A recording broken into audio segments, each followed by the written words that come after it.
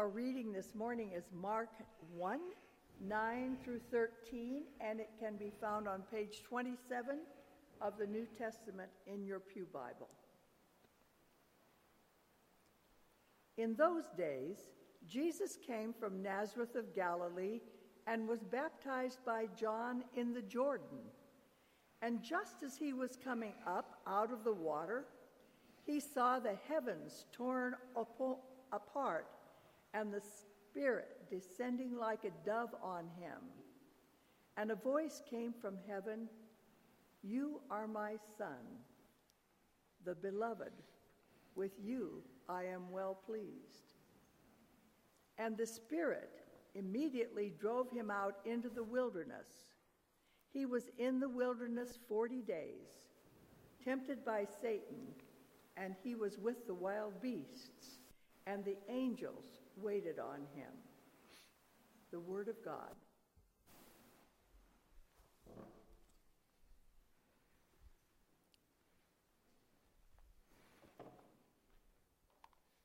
This season of creation has a habit of giving us very short and concise readings. They are out to make a specific point. And so today I wanted to reflect on, and I titled my sermon, "A Walk into Wilderness," having some fun with the word wilderness. So today is the third Sunday in the season of creation. It is Wilderness Sunday. We have spoken of forest and land, and now we speak of wilderness. But how is that different? Wilderness, or wilderness, to be of something wilder or more wild than lands that we have tamed, and more wild than the forest trails we have hiked. It is Old English, actually breaks down to wild deer. And of course, in Old English, they spelled the deer D-E-O-R. Land inhabited by only wild animals. I'm not sure we have a land that's inhabited by only wild animals anymore. But it is interesting because we often think of the deep forest, especially the rainforest, as wild and untamed thing that we need to protect from humankind. And yet, just in August, the first review of the global impact of humans on the tropical forests in the ancient past shows that humans have been altering these environments for at least 45,000 years. This counters the view that tropical forests were pristine and natural environments prior to modern agriculture and industrialization. The study was in Natures and Plants, found that humans have in fact been having a dramatic impact on such forest ecologies for tens of thousands of years through techniques ranging from controlled burning of the sections of the forest to manage plants and animals, clear cutting also, that would bring the edge of the forest open to an area where the animals would come out so it would be easier for them to hunt and gather. They looked at human impacts on specific tropical forest locations and ecosystems. And this is the first data gathered from all over the world. It's kind of fascinating. It's in Plants and Animals if you're interested in looking it up. And if you go to my blog, it's footnoted so you can read it yourself. This indicates that there may be no place that hasn't been touched by humans. But there are still places of wilderness. In today's gospel reading, Reverend Craig Congdon reflected that Jesus went willingly into the wilderness. But the Spirit is pictured as moving him to battle Satan's temptations. Jesus often went into the wilderness during his ministry. It is in the wilderness where often we meet God. We don't choose to go into wilderness places such as times of trial and temptation and struggle. They just happen to us. Even when the challenges are caused by our own actions, we rarely seek out or even want such hardships. Even when we face life's challenges, the Holy Spirit will make use of us. All of us have wilderness experiences from time to time. These experiences often force us to confront the negative experiences of our lives. They force us to kind of strip away our pride and worldly resources and come to God in faith. Some people believe that if you follow God's will, you will have a life of ease. I can testify that's not true. He goes on to say, nothing could be further from the truth. The way of God often involves circumstances where we must trust in God and draw on His truth and God's strength. God tests us to help us grow, to show us that we have the faith and ability to stand up to the testing, that we will trust God in difficult times and to strengthen our faith and Christian character. After all, Jesus' faith was strengthened by his time in the wilderness. We are often led into the wilderness just after moments of triumph in our lives, just like Jesus was led into the wilderness after his baptism. And when we are in the wilderness, our character is also tested, especially when we are, quote, tempted. Do we let faith guide us, or do we give into worldly pleasures? Do we draw on our faith? Do we let God speak to us? When we are in the wilderness, we don't know how long the journey will last or what is on the other side. But it is a time of preparation. That's the end of his quote. This concept of the wilderness as a place of trial or a place to meet God and be challenged is nothing new. John was in the wilderness before he became a voice crying out in the desert, "Prepare ye the way."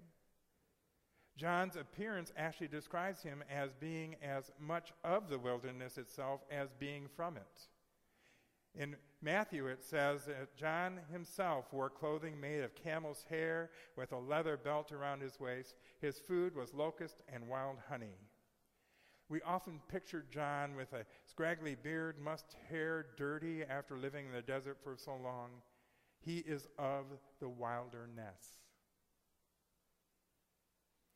Reverend Barbara Brown Taylor reminds us that, quote, only 2 of the 4 Gospels give a long version of Jesus' temptation in the wilderness. John leaves it out altogether, and Mark's Gospel, the whole thing in 2 sentences. The Spirit drove Jesus into the wilderness. He was there 40 days. Satan tempted him. Wild beasts kept him company, and angels waited on him. That's it. That's all Mark knew, or better yet, that's all he thought we needed to know. That's all he thought we needed to know about what happened between Jesus and Satan in the wilderness. And Barbara asks, what I want to focus on instead is where the test took place, the wilderness. Because I have an idea that every one of us has already been there. Maybe it looked like a hospital waiting room to you. Or the sheets on a cheap motel bed after you got kicked out of your house. Or maybe it looked like the parking lot where you couldn't find your car on the day you lost your job. It may even have been a kind of desert in the middle of your own chest, where you begged for a word from God and heard nothing but the wheezing bellows of your own breath. She goes on saying, wilderness comes in so many shapes and sizes that the only way you can really tell you are in one is to look around for what you normally count on. What you normally count on to save your life, and you come up empty. No food, no earthly power, no special protection. Just a Bible-quoting devil and a whole bunch of sand. I think I want that phrase on a t-shirt. Just a Bible-quoting devil and a whole bunch of sand. Because isn't it often when we're in those wilderness places, the last thing you need to hear is, well, the Bible says. No, you want comfort. You want somebody to walk beside you. You want somebody just to hold your hand and breathe with you through it. But let me put this forward. The wilderness is a time of the unexpected, of the uncontrolled. Uncontrolled something. It could be anything. And it is not always a trial. It is not always something that needs to be controlled or worked through. It is not always a dry desert place. Sometimes the wilderness is a mountaintop. What the wilderness always is, it is always spiritual. Jesus performed much of his ministry in urban settings, yet many of his most transformative moments occurred in outdoor settings, bodies of water, mountaintops, and the wilderness. The wilderness of the Bible is an in-between space, a liminal space, a place where ordinary life is suspended, identity shifts, and new possibilities emerge. Through the experience of the Israelites in exile, we learn that while biblical wilderness is a place of danger, temptation, and chaos, it's also a place for solitude, for nourishment, and revelation from God. And these themes emerge again in Jesus' journey into the wilderness, tying his identity to that of his Hebrew ancestors. Now, our saint of the wilder places, John Muir, though he would devote much of his life to the challenge of interpreting the wild to the men and women of civil society, and though few have done it so well, he found it a discouraging task. For one thing, interpreting nature took attention away from truly important work of gaping at the wilderness. He would write, quote, "Instead of narrowing my attention to bookmarking out of material I have already eaten and drunken, I would rather stand in what the world would call an idle manner, literally gaping, with all mouth of soul and body, demanding nothing, fearing nothing, but hoping and enjoying enormously. So-called sentimental, transcendental dreaming seems the only sensible and substantial business that one can engage in." John is teaching us a spiritual and physical lesson about the wilderness. The true wilderness is a place to stop and with gaping with all mouth of soul and body, and breathe in what is around you. Physically or spiritually, the wilderness is a place of awe and demands pause. Whether it is a mountaintop experience or if it's a valley experience, it requires to stop and pause. There are times when we don't need to work through things. We need to just be. This is why John the Baptizer was in the wilderness and of the wilderness. This is why Moses went up to a mountaintop place where no one ever dared to tread before. And what did he find once he got there? A place where he was so awestruck he fell to his knees and listened, and he heard the voice of God. If we look around us and pay attention, there are places of wilderness around us, though man has tried to manage it. Usually in one way or another, Mother Nature will burst forth and show her wilder side. One place I can think of is a desert. I lived in Palm Springs, and I loved going up to Joshua Tree National Monument. I was amazed by its dry vastness. I love the odd plants, the Joshua trees and the acatillo. that grew there, they always appeared quite tame from a distance. But up close, they all had their sharp edges, their mighty thorns. Many people believe the desert to be a dry and hot, and the heat is its danger. But I have seen Habib's, which is a windstorm full of sand that just tears and cuts through and fills everything with dust and sand. I've seen rainstorms that are in the distance while you're standing on dry land, but minutes later that land will be flooded. This is the wilderness. This is the unmanageable part of nature. We have seen the effects of global warming by the warming of the ocean waters, thus resulting in larger and more powerful storms. And as a result of human nature, the wilderness of nature steps forward. If we do not take time for and pay attention to what we do to our environment, better yet, if we refuse to take steps to make our planet healthy again, I'm afraid we will see more evidence of wilderness. We as a species may not survive. The planet will. She'll recover. And quite frankly, Earth probably would do better without us. Now, I am sure I don't need to tell you what that means for us here. I have said it before, this area where we live in, most of us are the ones who are doing our part. We keep the thermostats low. We try to use appliances later in the day when the demand for electricity is lower. Those of us who can use alternative energy.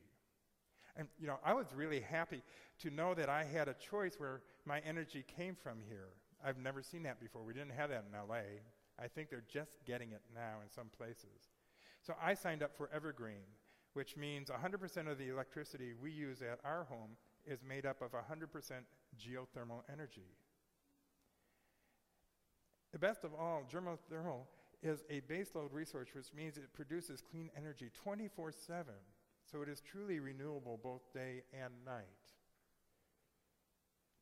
As I was researching wilderness and our spiritual connection to the wilder places, I discovered a man named John Lineberger.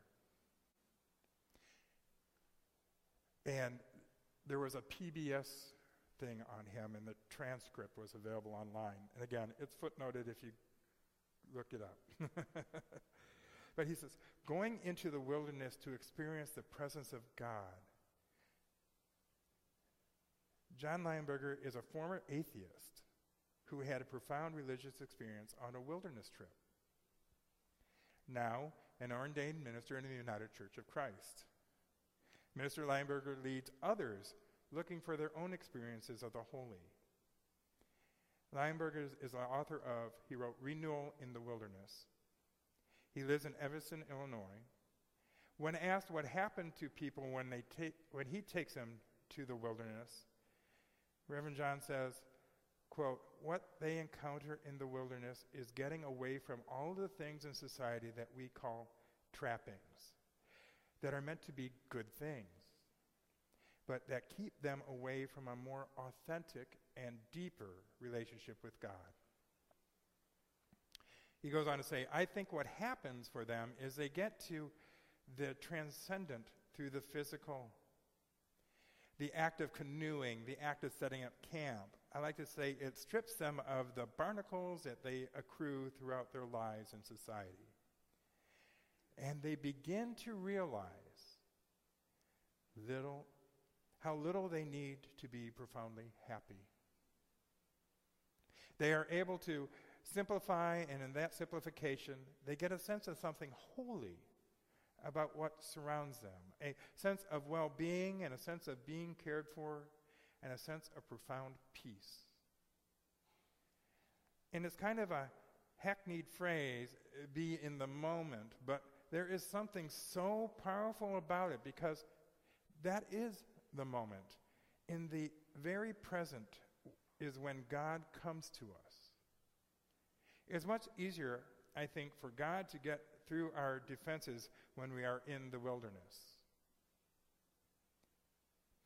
In this interview, John was asked to recall the conversion experience he had when he was alone on skis on a frozen lake in the winter. And he recalls it was getting dark, and the trees were etched against the skyline in a kind of blackness while the skyline was turning purple. I just looked up at the sky and put my arms out like this, with the poles dangling from my wrist, arched my back, and at that moment I felt like I was in the midst of a warm stream of water that felt so pure and so refreshing and so cleansing and so friendly and so loving. And then it kept coming into my mind, slowly at first, but what it said is, it's God. Sometimes there are those wonderful, explosive moments of experiencing God, but most of the time it's very, very subtle. It's just the small things that people ignore that being out in an environment like that brings them to an awareness of it. It reminds us of who we are not, and who God is. John goes on to suggest that just what I have been saying all along. Get out in your local parks or your wilderness area and have an open heart and a willingness to be surprised. And people do this very consciously. It's part of being here now. It's part of what the wilderness teaches you. It's funny that during this interview, John was asked, has anyone ever come back saying they experienced nothing?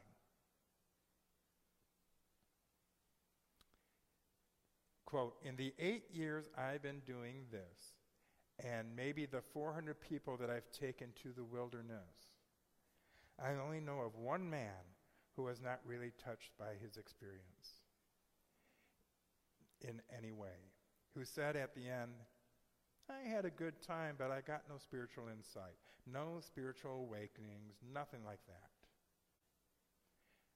And that is not bad, batting average, 1 out of 400. He says, I'll take that. We are blessed to be able to walk out our doors and be in the midst of God's great gifts of nature. So in the end, I would challenge each of us to take time to find our wilder areas and step into the wilderness. Listen for the voice of God, and in return offer to find ways to be better stewards of God's creation, and especially in the wilder places. Technically, that's where I ended this sermon, but it comes to my mind, I just wonder how many people have taken the time to go to the right of D Street and walk along the path that follows the river for just a little bit.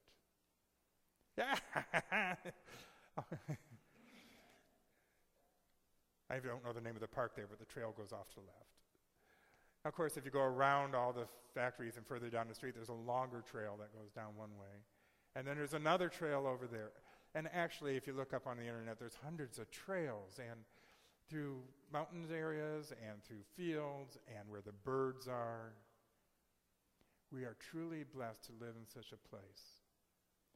And just 45 minutes away, there's a city where I bet you there's thousands and thousands of people who've never ventured further than the blocks where they work. So on this day, on this Wilderness Sunday, I just want to say, thank God we live where we live. Thank God for the opportunity to just see God's miracles every morning and every day in the grass, in the trees, in our wilder animals and neighbors who visit us, sometimes surprisingly so. Sometimes they're a blessing. May we just be aware. May God open our hearts and our minds to his gifts every day. Amen.